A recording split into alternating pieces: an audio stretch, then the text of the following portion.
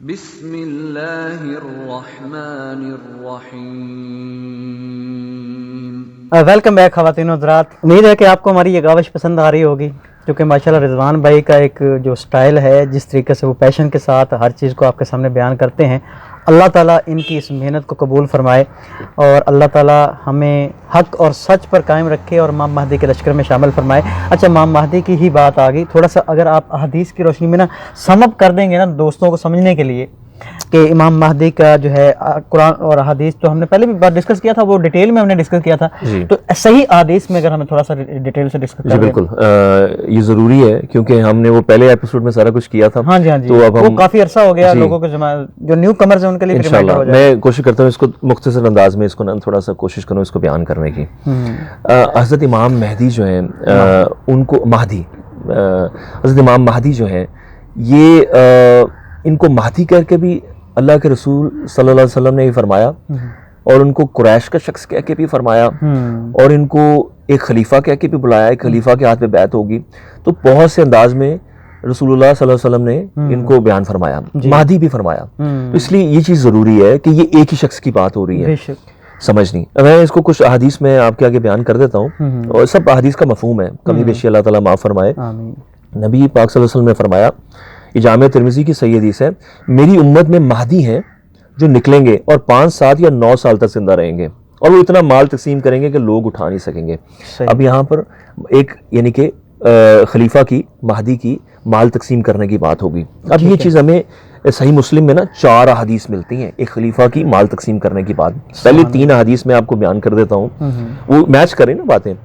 میری امت کے آخری زمانے میں ایک خلیفہ ہوگا جو مال تقسیم کرے گا اور اس کو شمار نہیں کرے گا۔ یہ 3 احادیث ہوگی صرف اتنی سی بات کے اوپر۔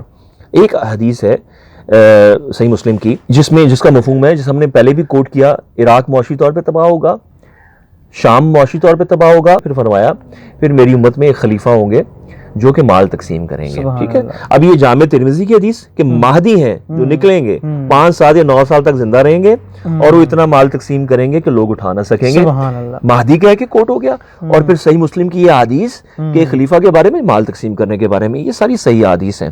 حضرت امام مہدی اسٹیمپ لگ گئی صحیح حدیث کی کہ انہوں نے آنا ہے، ان کا آنا حق ہے۔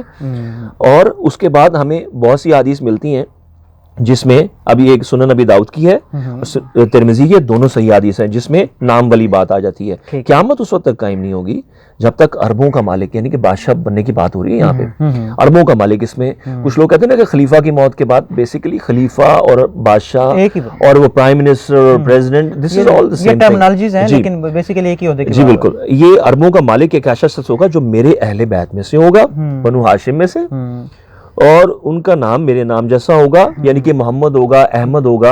وہ نبی پاک صلی اللہ علیہ وسلم کے 5 نام ہیں صحیح بخاری کی ایک حدیث میں، ٹھیک ہے۔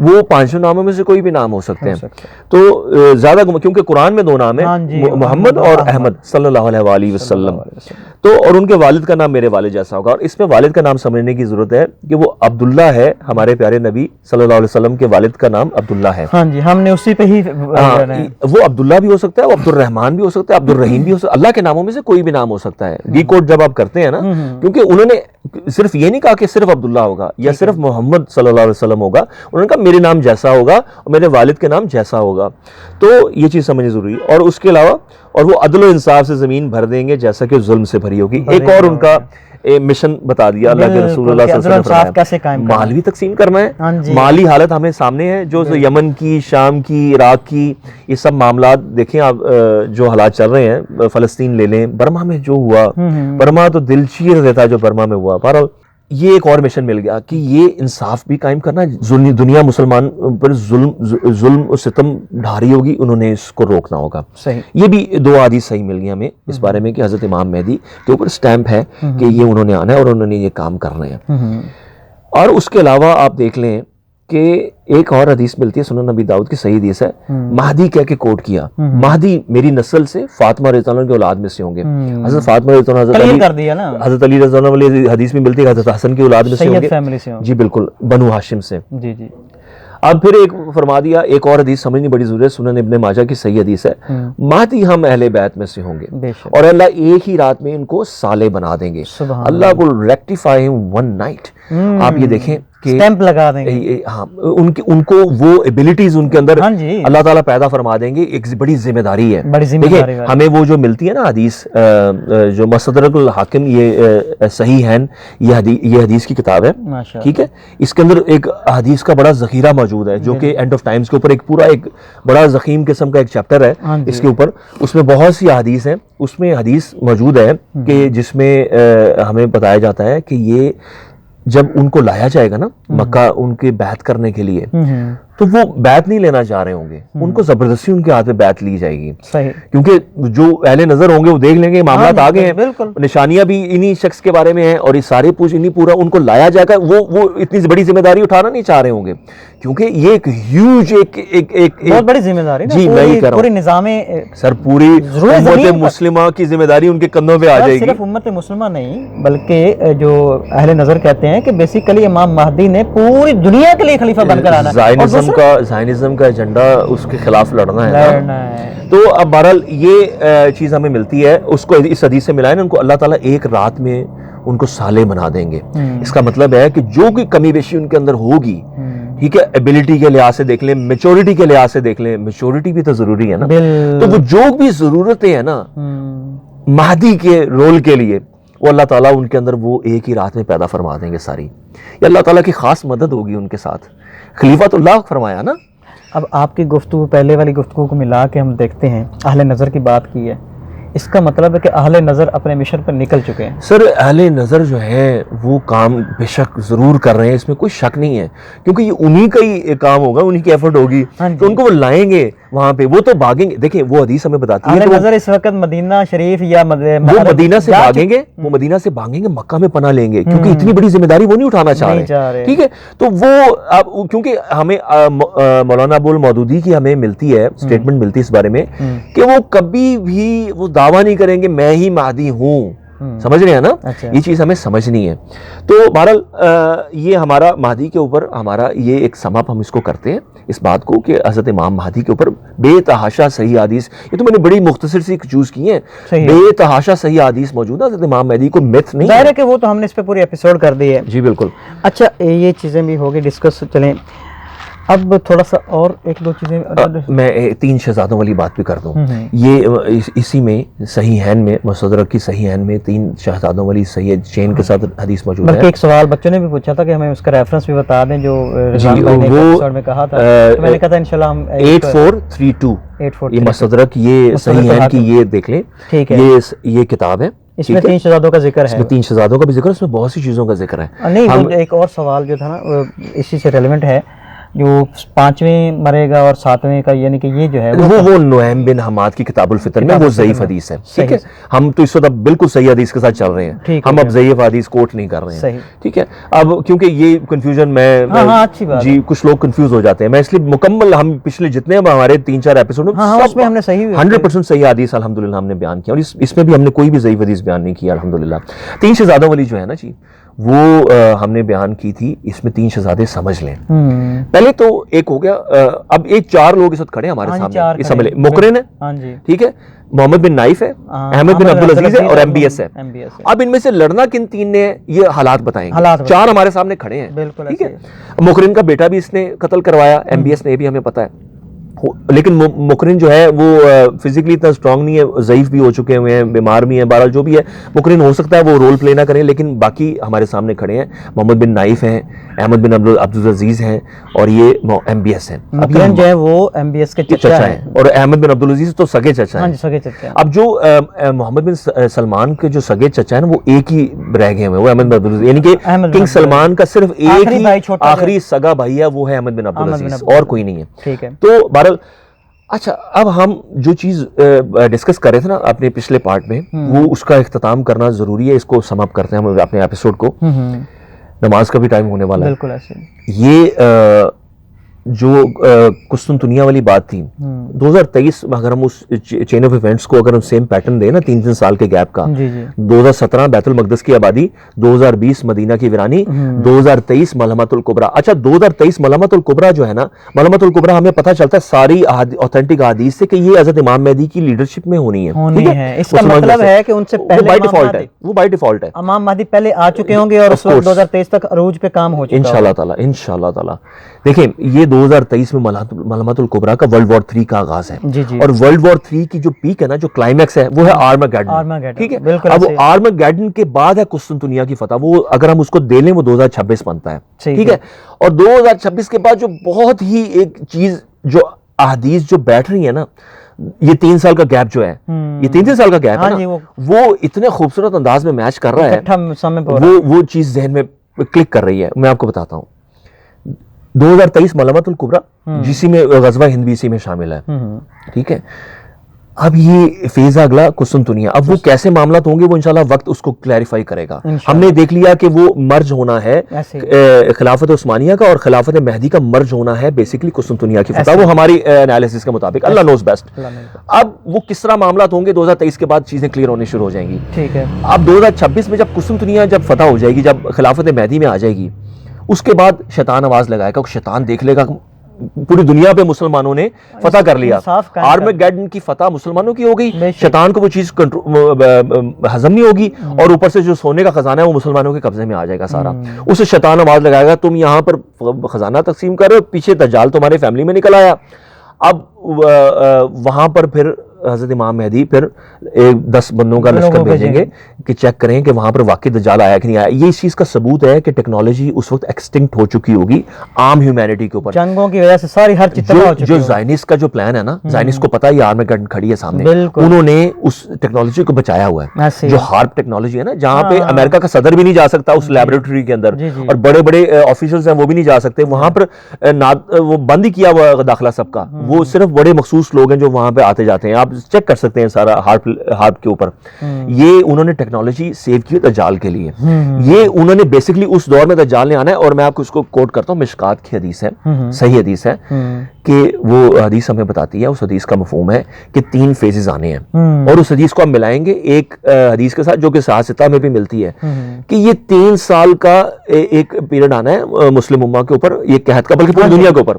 یہ قحط کے 3 فیزز ہیں. جو مشکات کی حدیث ہے نا, وہ 3 فیزز بتا رہے ہیں, وہ 3 سال نہیں بتا رہے, لیکن 3 فیزز ہیں. تو ہمیں پتا ہے کہ جو فصلیں ہوتی ہیں نا وہ سال اس طرح ہوتی ہیں. تو اب وہ بتایا کہ پہلے فیز میں نا 1/3 پوری دنیا کا نا وہ زمین اناج روک لے گی, یعنی کہ وہ غلہ اگانا بند کر دے گی. اب آپ اس کو غور کریں, انالیسس اگر آپ تھوڑا تدبر کریں, جب جنگیں ہوتی ہیں نا تو اس کا بڑا امپیکٹ پڑتا ہے کھیتی باڑی کے اوپر, کسانوں کے اوپر, پوری دنیا کی اندر جو یہ جو آج کی جنگیں جو ہیں اس میں ایکسپورٹ جو ہوتی ہے, میزائل سسٹم کی وجہ سے جو ہے تابکاری وہ بھی اثرات ڈالے گی, اوپر سے جو ہے ٹرانسپورٹیشن رک جائے گی. کس قسم کے میزائلز یوز ہوں گے, میزائلز یوز ہوں گے, اب اس میں بایو ویپنز بھی ہوں گے, اس میں یہ نیوکلیئر ویپنز بھی ہوں گے, اس میں پتہ نہیں کیا کیا کچھ ہوگا. بہت سی چیزیں ہوں گی جو کہ پوری دنیا اس کی لپیٹ میں آئے گی. اور ہمیں وہ دھواں والی بھی ہمیں حدیث ملتی ہے جو بڑی نشانیوں میں سے ہے. وہ دھواں لپیٹ میں لے لے گا نا, اب دھواں لپیٹ میں لے لے گا اس کا مطلب ہے سورج کی لائٹ نہیں پڑے گی, اور وہ زمین نہیں اگائے گی. تو اب وہ چیزیں بھی ہم انشاءاللہ تعالی آگے ڈسکس کریں گے. میں تھوڑا سا ایڈ کر دیتا ہوں, آپ اس وقت تو ظاہر ہے کہ یہاں پہ نہیں تھے, امریکہ میں تھے جب یہ افغانستان پہ انہوں نے حملہ کیا ہے. اس کے 3 سال 4 سال کے بعد اس کے اثرات باقاعدہ ہمیں محسوس ہوئے ہیں کہ ٹیمپریچر چینج ہو گیا بارود کی وجہ سے. موسم سرما جو تھا بالکل گرم ہو گیا تھا, بلکہ موسم سرما محسوس ہی نہیں ہوتا تھا. آپ وہ آئی پیڈ گوٹ دیکھیں نا, آئی پیڈ گوٹ 2 اس کو اگر آپ دیکھیں تو اس میں گلیشیئرز پگھلتے ہوئے دکھاتے ہیں. ٹھیک ہے, اس کو دیکھیں تو صحیح, زائنسٹ کا پلان کیا ہے, یہ گلوبل وارمنگ, یہ گلیشیئرز کا پگھلنا, اور گلیشیئرز کے پگھلنے کے بعد دکھاتے ہیں کہ دجال نکل رہا ہوتا ہے. بہرحال میں آپ کو جو چیز عرض کر رہا ہوں, یہ 3 سال کا پیریڈ نا, اگر ہم اس حساب سے دیکھیں نا, 2023 یہ ملحمۃ الکبریٰ, 2026 قسطنطنیہ کی فتح, اور 2026 کے بعد 3 سال کا فیز ہے یہ قحط کا. ٹھیک ہے, اور یہی حدیث ہمیں بتاتی ہے کہ دجال کے آنے سے پہلے جو 3 سال ہیں نا وہ قحط کے ہیں پوری دنیا پہ. اب یہ اس میں بھی میچ کر رہا ہے, اس کے 3 سال کے گیپ کے اندر وہ چیز آ رہی ہے. قسطنطنیہ کی فتح کے بعد 3 سال کا گیپ ہے, اس میں ہے قحط. اس میں احادیث ملتی ہیں کہ لوگ جو ہے نا دجال کے آنے سے پہلے قحط سالی کا شکار ہوں گے, بڑے تکلیفوں میں ہوں گے, ٹھیک ہے, اور ہمیں پتہ چلتا ہے کہ دجال نے آ کر کیا کرنا ہے. دجال نے آ کر جہاں جہاں اس کی بات مانی جائے گی نا, وہاں پر زمین غلہ اگائے گی, اناج اگائے گی, وہاں کے جانور ہیں ان کے دودھ بڑھ جائیں گے. یہ بھی احادیث کے اندر ملتا ہے, صحیح حدیث کے مطلب دودھ بڑھ جائیں گے. ٹیکنالوجی ہے نا, ان کی کیا فیڈنگ ہوگی ان جانوروں کی, کیسے ان کو فیڈ دی جائے گی, وہ فیڈ کی بھی تیاری ہوگی, اور زمین غلہ اگائے گی, اس غلے کی بھی تیاری ہوگی, اس کے بیج پہ سیڈز پہ کام کر رہے ہیں, ہائیبریڈ سیڈز پہ یہ کام کر رہے ہیں, ٹھیک ہے. اب جناب یہ معاملات جو ہیں بڑے آگے تیزی سے بدلنے والے ہیں, ٹھیک ہے. تو یہ ہمیں یہ 2026 قسطنطنیہ اور 3 سال کا فیز ہے, یہ گیپ اس کا, یہ قحط کا, اس کے بعد 2029 کا اینڈ اور 2030 کا سٹارٹ. اب 2030 کا سٹارٹ جو میرے انالیسز ہے نا, 2030 ہوگا وہ پہلا دن پورا ایک سال کا جو دن ہے وہ پورا ایک دن کا ہوگا. جو I believe the way I am looking at it, 2030 جو ہے وہ پورا ایک دن کا وہ سال ہوگا, اور وہی دجال کا سال ہوگا, اور یہی ان کا ویژن 2030 ہے. اور اسی کے بارے میں بھی یہ بہت سی باتیں شروع بھی کر دی ہیں یہودی ریبائز نے. بیسیکلی اٹس ناٹ ربی, اٹس ریبائی. جو ریبائز ہیں وہ اس بارے میں باتیں بھی کرنی شروع کر گئے ہیں. تو یہ معاملہ جو ہے 2030 مین کہ ان سے پہلے انہوں نے اپنی ہر چیز دس از ایکچولی دجال. تو یہ سارے معاملات جو ہے نا یہ دجال کی طرف ایسے بیٹھ رہے ہیں کہ رسول اللہ صلی اللہ علیہ وسلم نے فرمایا کہ دجال کے فتنے سے پہلے کے جو فتنے ہیں نا ان پہ زیادہ غور کرو, کیونکہ وہ اگر تم ان فتنوں میں پڑ گئے نا تو دجال تو پھر وہ تو پڑ ہی جاؤ گے اس کے فتنے میں. تو اب ہم اگر ابھی ہم آنکھیں کھول لیں گے نا ان فتنوں کو, ہم یہ ایک تو میڈیا کا فتنہ اور اپنے آپ کو بچانے کی کوشش کریں گے. اور ایک چیز میں یہاں پہ بتاتا چلوں, میڈیا اس وقت سب سے زیادہ خطرناک ہے کہ آپ کو لگے گا کہ امریکہ جو بائیڈن ہے بہت اچھا کام کر رہا ہے, مسلمانوں کے لیے بڑے اچھے سٹیپس لے رہا ہے, انڈیا پہ پریشر ڈال رہا ہے, سعودی عرب پہ پریشر ڈال رہا ہے, یہ سب چیزیں آپ کو لگیں گی وقتی طور پہ. ایران کے ساتھ یہ ان کی بیسکلی ہاتھی کے دانت ہوتے ہیں نا, دکھانے کے اور کھانے کے اور. یہ بیسکلی آپ کو دکھائیں گے کچھ اور, لیکن وہ کہتے ہیں کہ آپ پنجابی میں کیا ہے کہ سجی دکھانا کھبی مارنا. بالکل کھبی دکھانا سجی مارنا. ہاں, تو یہ چیز آپ کو یہ چیز سمجھنی پڑے گی کہ آگے میڈیا کا رول جو ہے نا بڑا ہی نیگیٹو قسم کا ہونے جا رہا ہے. خطرناک. رسول اللہ صلی اللہ علیہ وسلم نے فرمایا کہ دجال سے آنے کے پہلے سال حقائق کو بدل دیا جائے گا. حقائق آپ کو وہ نہیں ہے جو دکھائے جائیں گے میڈیا میں. آپ نے آنکھیں کھلی رکھنی ہیں, آپ نے ان لوگوں کے ساتھ اٹیچ ہونا ہے جو کہ اس معاملے میں بڑا خلوص کے ساتھ کام کر رہے ہیں. میں آپ کو کچھ لوگوں کا بات کر دیتا ہوں جو کہ اچھے لوگوں کے ساتھ کام کر رہے ہیں. مخدوم شہاب الدین ایک لڑکا بڑا اچھا کام کر رہا ہے, عمران خان ہے ایک اینکر بڑا اچھا کام کر رہا ہے, اور اس کے علاوہ ایک جو پاکستانی سیاست پہ جو کام کر رہے ہیں, ایک وہ وقار ملک بھائی ہیں, وہ بڑا اچھا کام کر رہے ہیں. یہ گنے چنے لوگ ہیں, یہ اچھے طریقے سے حالات کو نا آپ کیا, یہ میں آپ کو حالات بتا رہا ہوں جو سیاسی طور پہ حالات جو بن رہے ہیں پاکستان کے, کیونکہ پاکستان ایکچولی جو اگلا نشانہ ہے نا پوری دشمن قوتوں کا وہ پاکستان اور افغانستان ہے. آپ کو چیزیں ایسی نظر آئیں گی کہ پریشر بلڈ اپ ہوتا نظر آئے گا ہر لحاظ سے پاکستان اور افغانستان کی طرف. یہ پاکستان کے اندر انہوں نے خانہ جنگی بھی کروانی ہے. یہ اس لیے میں نے آپ کو ان 3 لوگوں کے نام لیے ہیں کہ یہ آپ کو حالات بڑے اچھے طریقے سے بتائیں گے, اور بائس ہو کے نہیں بتائیں گے, آپ کو نیوٹرل ہو کے بتائیں گے. اس میں میرا کوئی سیاسی ایجنڈا نہیں ہے, میرا صرف آپ لوگوں کے آگے ان لوگوں کے نام رکھنا ہے کہ جو لوگ خلوص کے ساتھ کام کر رہے ہیں اور بڑی اچھی اوتھینٹک انفارمیشن آگے لوگوں تک پہنچا رہے ہیں. یہ ہم نے حقائق کو سمجھنا ہے ان لوگوں سے جو لوگ اچھا کام کریں. یہ سب جو ٹی وی کا میڈیا ہے اس سے ہمیں دور رہنا ہے, ہر لحاظ سے دور رہنا ہے. تو میرے خیال سے ہم اب یہ فائنل بات یہی میں کرنا چاہوں گا کہ پاکستان اور افغانستان اس وقت نشانہ ہے, اصل نشانہ جو زائنسٹ قوتوں کا, جو بڑے بڑے دشمن ہیں اس سب کا نشانہ اس وقت فوکس جو ہو گیا نا پوری دنیا کا وہ پاکستان اور افغانستان ہو گیا ہے. اور یہی موالی کا لشکر ہے, یہی وہ لشکر ہے جسے رسول اللہ صلی اللہ علیہ وسلم نے فرمایا ہے کہ بڑی بڑی جنگیں جب ہونے لگیں گی, ملحمۃ الکبریٰ کی بھی اس صحیح حدیث میں یہ بات ہے, یہ دس از این اوتھینٹک حدیث, اور بتا رہی جب بڑی بڑی جنگیں ہونی شروع ہو جائیں گی, ہونے والی ہوں گی, اس وقت اللہ تعالیٰ یہ اجمیوں میں سے لشکر اٹھائے گا. اجمیوں میں سے جو لشکر ہے وہ ہمیں نظر آ رہا ہے افغانستان اور پاکستان کا. اچھے ہتھیار بھی ان کے پاس ہیں اور اچھے پائلٹس بھی ان کے پاس ہیں, اور 2 بار انہوں نے دنیا کی جو سو کالڈ سپر پاورز ہیں ان کو گرایا ہے, لا کے رکھ دیا, ان کو ناکو چنے چبوائے ہیں. تو یہ ہمارا اینڈ ہے اس ایپیسوڈ کا الحمدللہ. جی ناظرین, آپ کو امید ہے ہماری کاوش پسند آئی ہوگی. ظاہر ہے کہ یہ ہماری ادنا سی کاوش ہے اپنے بھائیوں کو حالات کے مطابق جھنجھوڑنے کی. مقصد صرف ایک ہی ہے کہ اللہ تعالیٰ ہمیں ان فتنوں سے بچائے اور آنے والے جو نازک حالات ہیں ان کے لیے ہم مینٹلی طور پہ پریپیئر ہو سکیں. یہ میسج ہے صدقہ جاریہ ہے، اس کو آگے پھیلائیں، لوگوں تک پہنچائیں، تاکہ لوگوں کو پتہ چلے کہ ہم اس وقت نازک ترین دور میں داخل ہو چکے ہیں، اور اس کے لیے ہم نے پریپریشن کیا کرنی ہے۔ یہ آپ لوگوں نے خود سے فیصلہ کرنا ہے کہ اپنی استطاعت کے مطابق آپ نے کیسے پریپریشن کرنی ہے۔ اللہ تعالی ہمیں حق اور سچ بولنے اور اس کو سمجھنے اور اس پر قائم رہنے کی توفیق عطا فرمائے۔ السلام علیکم ورحمۃ اللہ وبرکاتہ۔ وعلیکم السلام ورحمۃ اللہ۔